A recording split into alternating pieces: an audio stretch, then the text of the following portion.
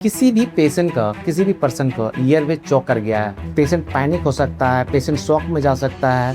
ये life threatening condition होता है। Hello, this is doctor R S Prasad.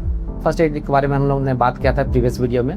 Today's the topic is airway choking. किसी भी patient का किसी भी पर्सन का ईयरवे चौक कर गया है, या तो फूड पार्टिकल से या तो फिर फॉरेन बॉडी से। किसी कोई बच्चा होता है कि अपना रबर ही इंजेस्ट कर गया है या कहीं ईयरवे में चौक हो गया है। ये जो फॉरेन पार्टिकल है लैरिंग्स में, ओरोफैरिंग्स में, ट्रैकिया में जाके चोक कर सकता है। तो ये जो एयरवे चोकिंग होता है ये लाइफ थ्रेटनिंग कंडीशन होता है।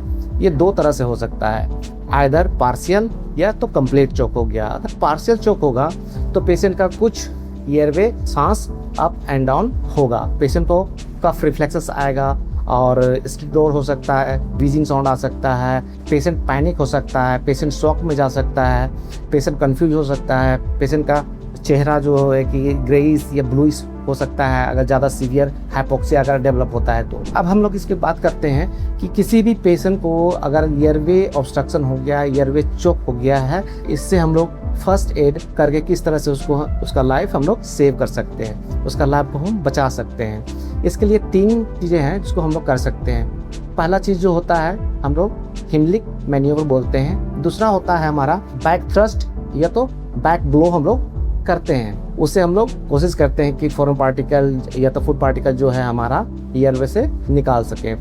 और तीसरा जो एक डिवाइस आता है एंटी चोकिंग डिवाइस, जिसको कि नोज़ और माउथ पे टाइट पैक करके हम लोग लगाते हैं। और उसका जो बटन होता है, बटन को ऑन करने पे क्या होता है, एक्यूट वैक्यूम से वो क्या होता है, सक करता है और जो फॉरेन पार्टिकल होता है ईयरवे में ओरोफैरिंग्स में वो निकल जाता है। जनरली होता है क्या कि एंटी चोकिंग डिवाइस हर एक जगह अवेलेबल नहीं होता है।